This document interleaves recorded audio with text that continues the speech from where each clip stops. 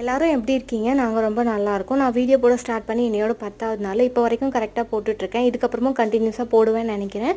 நிறைய பேர் வீடியோ பார்க்குறீங்க, ஆனால் சப்ஸ்கிரைப் பண்ண மாட்டீங்க.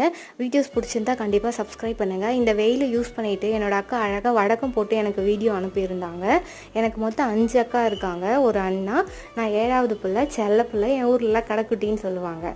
மோமோ ஷாப்பெல்லாம் நாங்கள் டம்ப்ளிங் மங்கின்ற ஒரு சின்ன ஷாப்புக்கு தான் போயிருந்தோம். இது பெங்களூர் ஹைவேல இருக்குது. ப்ரைஸ் எல்லாமே ரொம்ப அஃபோர்டபுளாக இருந்தது. அதேமாதிரி டேஸ்ட்டுமே நல்லா இருந்தது. நம்ம கேஎஃப்சி நீட்டாக அங்கெல்லாம் போய் சாப்பிட்றத விட எனக்கு இங்கே ரொம்ப பிடிச்சிருந்தது. காலையில் டிஃபனுக்கு தோசையும் சவு கூட்டும் செஞ்சிருந்தேன். எப்போ பாரு தோசையாப்பா அப்படின்னாங்க. சரி, நான் ஆனியனை தூவி ஆனியன் தோசை செஞ்சு கொடுத்தாச்சு.